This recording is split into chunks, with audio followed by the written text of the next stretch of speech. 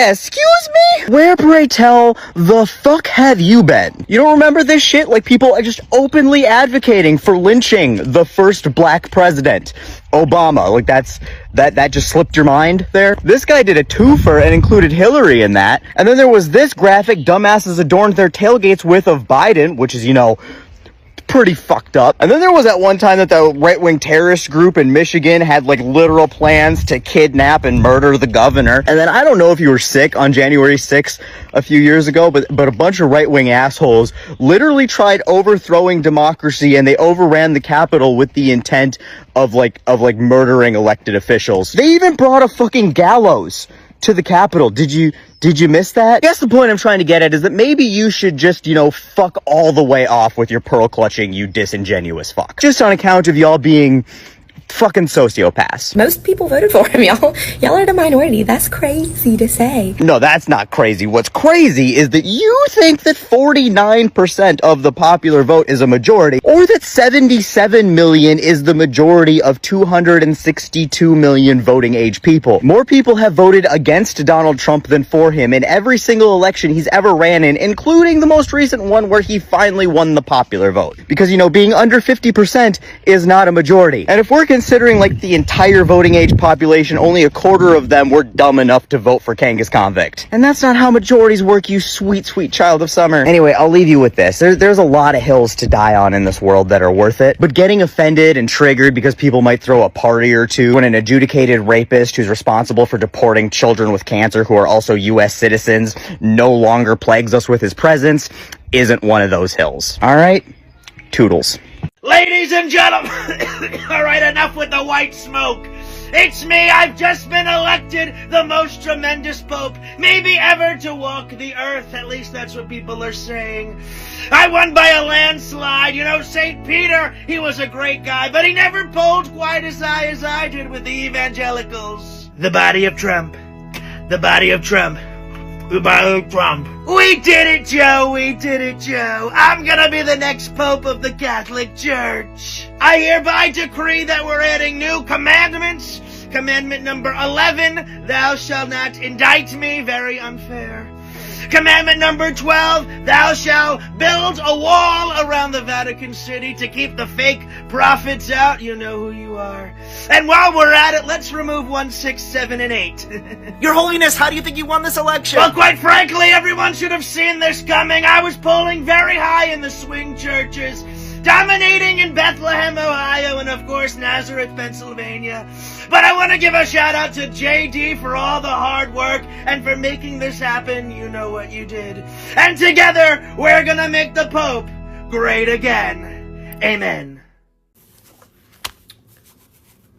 I've been reading a lot and thinking a lot about the level of just blatant, flagrant, out in the open corruption of Donald Trump and his family during his second term, and we're not even 4 months in.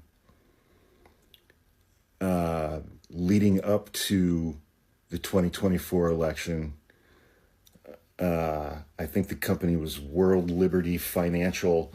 It was the first Trump crypto coin that Donald Trump and his two sons were selling. And that coin, when you purchased any of those coins, there was a 75%, it was either a commission or licensing fee. So if you bought $1 worth of that crypto coin, 75 cents of it went directly into the pockets of Donald Trump and his two adult sons. And there was one guy, a crypto billionaire from China, who was under investigation from the SEC, a guy named Justin Sun, who bought $75 million worth of World Liberty Financial crypto coins, I think the month before Election Day last year, which put $57 million directly into the pockets of Donald Trump and Eric Trump and Donald Trump Jr. And then after Trump took office, he instructed the SEC to stop investigating Mr. Sun. Don Jr. last month was in Serbia putting together a deal for a Trump hotel in Belgrade. Eric Trump was in Dubai last week, and the Qatari government announced that they are purchasing $2 billion worth of Trump crypto coins. And then we see this, there was a trucking company, a small trucking company that announced they're going to sell $20 million worth of bonds so that they can buy $20 million worth of Trump crypto coin so that they can have some influence when it comes to trucking regulations and freight regulations. And during Trump's first term, there was corruption, but it was small ball. I mean, over the course of his 4 years during his first term, I think he only made about $150 million from Trump Hotel in Washington, D.C.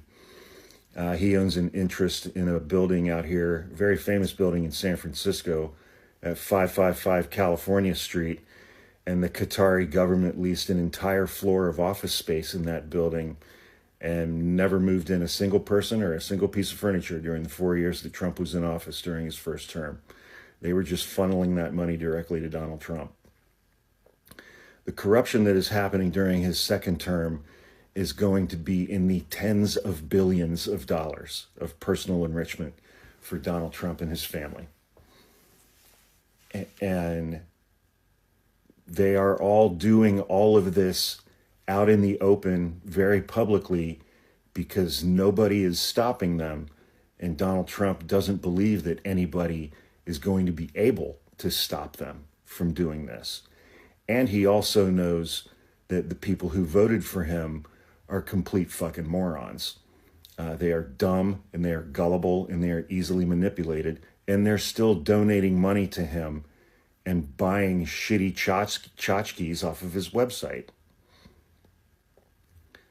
Even though he doesn't need a legal defense fund anymore. What are you going to do about that? I mean, Jesus Christ. But think back over the last 2 years. 2022, well, think back on 2023 and 2024. Republican-controlled House of Representatives spent 2 solid years, multiple committees, multiple hearings every single week, multiple witnesses investigating Hunter Biden, Hunter Biden's laptop, 10% for the big guy, and these overseas deals that on their best day amounted to maybe $10 million. And they spent 2 years tirelessly, daily, investigating Hunter Biden, Joe Biden's brother, the Biden crime family, money laundering in Ukraine, bribes from Ukraine that turned out to be fabricated. Their main witness on that is in prison for lying to the FBI about that. And now Republicans are just like, yeah, no, all of this other stuff is fine. You know, Jared Kushner pocketed $2 billion from the Saudis on his way out of the Oval Office in January 2021. That's fine. But Hunter Biden,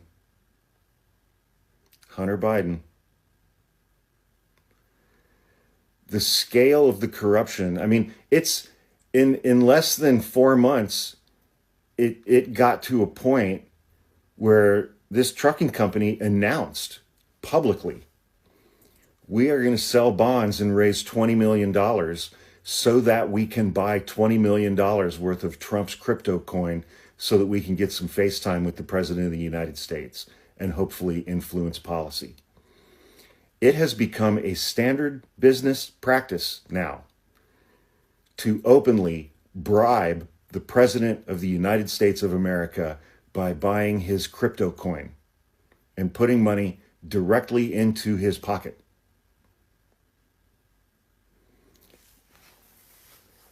Nothing like this has ever happened before. Richard Nixon's first vice president, Adlai Stevenson, had to resign from office or be prosecuted because he took a $10,000 kickback on some scheme. 10 grand. He had to give up the vice presidency. Trump and his family, because they recognize it's their last shot. This is Trump's last shot, this last term. And he is going to milk it for tens of billions of dollars in corrupt money paid to him through overseas business deals and through his shitty cryptocurrency. And nobody gives a shit. On the right, he's the business man. That's what his supporters keep telling me. Donald Trump, the business man. He does business. He the business man. He doing business. They're completely fine with it. Because, as I said, they're dumb and gullible and easily manipulated. They think he's doing a great job on the economy. They think tariffs are going to make them rich. That's how fucking dumb these people are. And they do not care about corruption when it's their guy. They don't give a shit at all.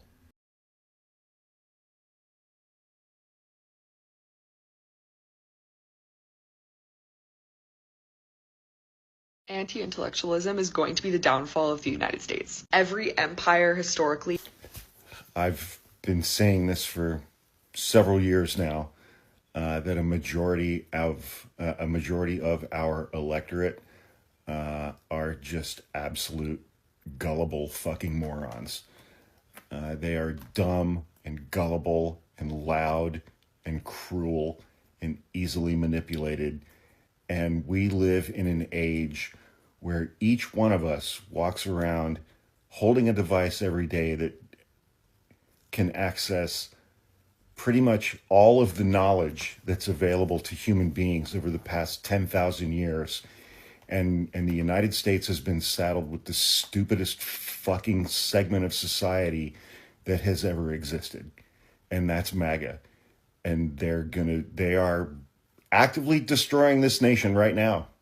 Donald Trump just caved to China in his trade war as he is dropping the tariffs without China having to make any concessions. Donald Trump looks weak in his own trade war. Now this morning, after insisting that there was nothing China could do to have the tariffs dropped, here's what Donald Trump announced. 80% tariff on China seems right, up to Scott B. First off, it's not up to Scott Bessent, his Treasury Secretary. It's up to Trump. And if Trump says it, he does it. Yeah, the tariffs are going to be dropped now to 80% from 145. And China hasn't had to do anything. Donald Trump is just folding like a cheap tent in the rain because he knows now this trade war was a bad idea. He's going to destroy the American economy. And now he's looking for a way out. First, it was his fake deal signing with the UK yesterday, and now he's going to start slowly reducing the tariffs, pretending as if they're making deals and making progress when really nothing is happening but Donald Trump caving. Father David here. Just a few questions for the media to ask Donald Trump. Please explain what was amusing about you dressing up as the Pope.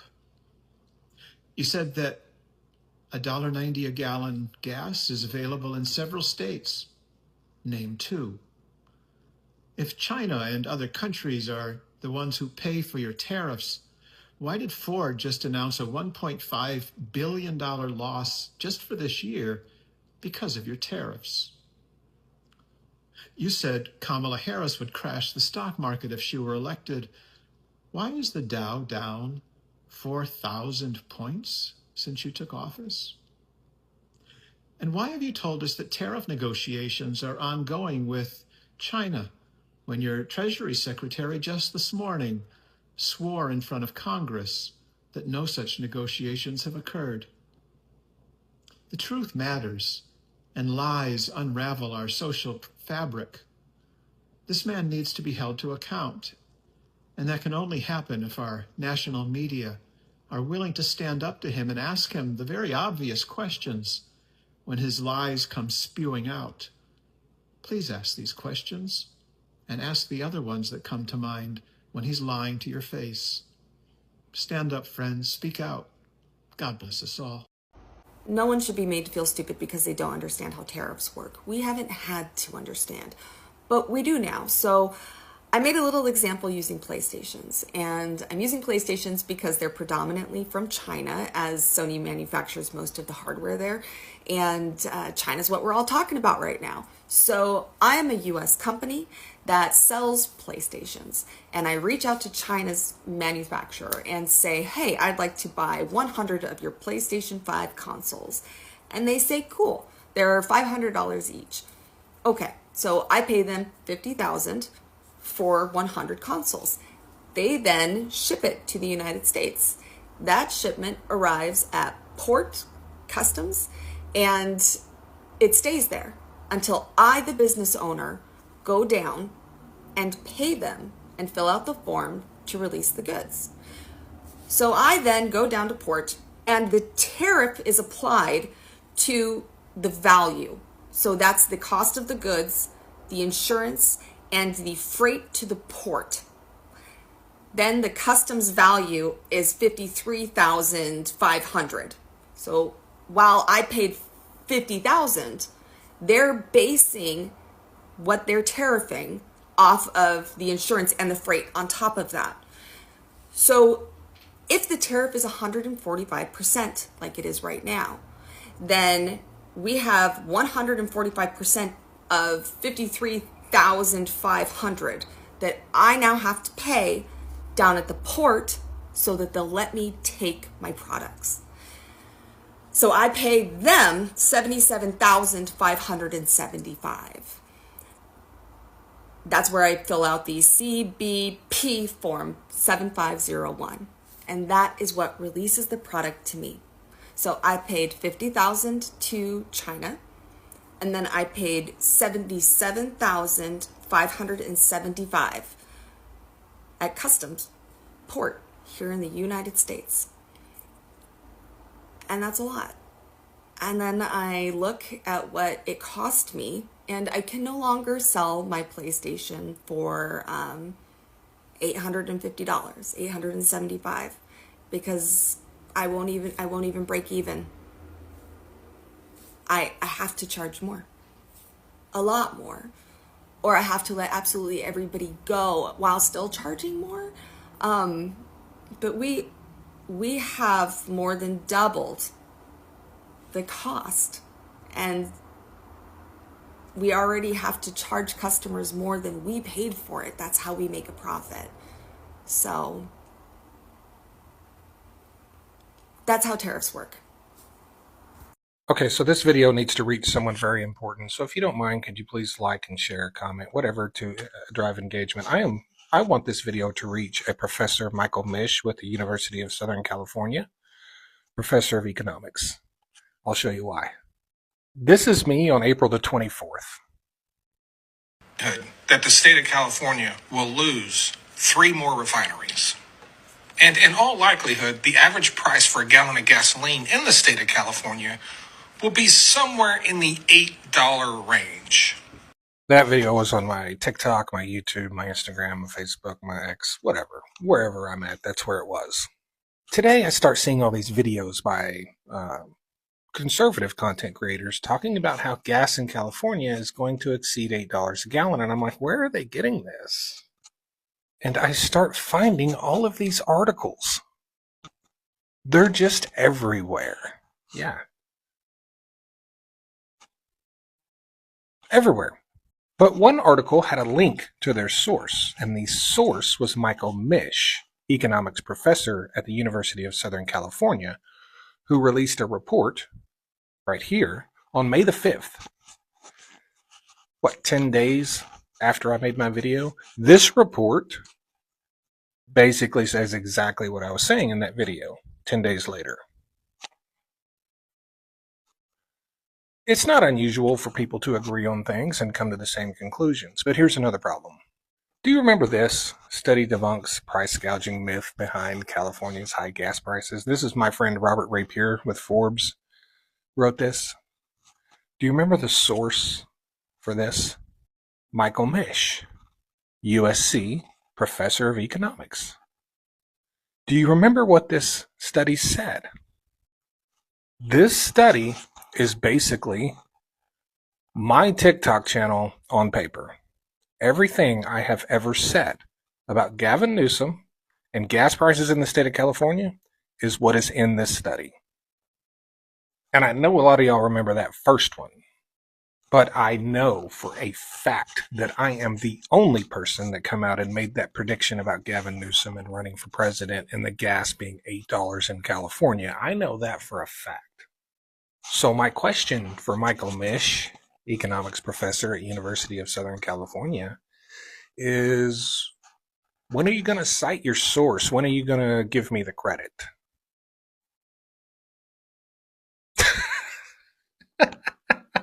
No, I'm kidding, obviously. But I would like to know, honestly, I don't care about being cited, Professor Mish, but I would like to know where you follow me, because I just have a feeling you do. Don't forget, please share, like, and comment on the video. I would like for the professor to see this if it's at all possible.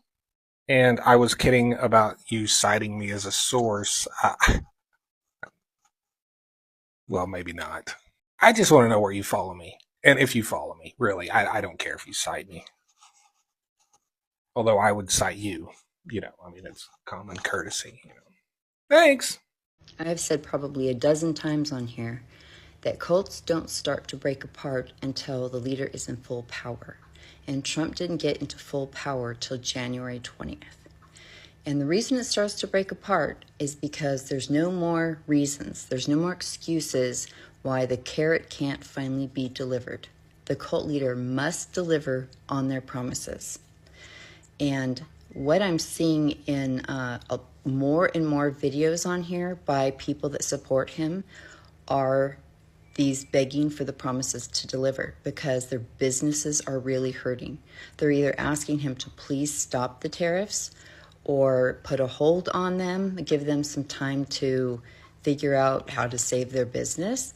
One guy has a trucking company, and he's like, you know, I know we just have to trust the process, and, you know, the tariffs look great on paper, but this is getting very scary. My guys don't have any trucks to drive. We're just sitting here like, I don't know what I'm supposed to do, so you know, please, Mr. Trump, this has to come through. And what they think is going to come through is some kind of boom of business and money. It's because it's not just, oh, all these businesses are going to show up overnight and then we're all going to be okay, because that's not real.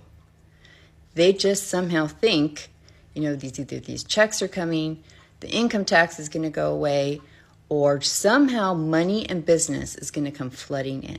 They are waiting on that. They are counting on that. And my son was in a class yesterday, and there's a huge Trump supporter in there.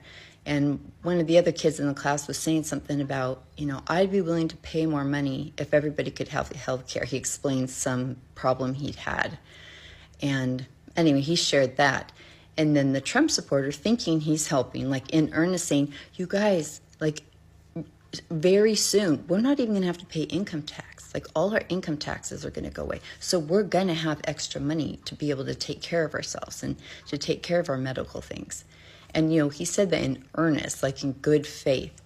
And my son looked at him. He's like, my heart just hurt because this man thinks that Trump is going to deliver something good for everybody, and it's going to happen any fucking minute. And it's never going to happen. And there's not going to be all these people to blame. And I know people say, well, they'll just blame Biden. Biden doesn't put that blame doesn't put money in their account. It doesn't put food on their table. It doesn't bring this business boom back. It doesn't make America great again. Do you see what I'm saying? That will just be like eating air.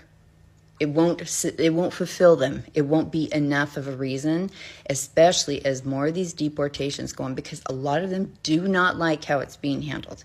A lot of them do not like what's happening in Gaza. There are so many things that they really don't like that are happening. I'm not saying all of them, but I'm saying a good portion of them. I would say most of them have some complaints somewhere.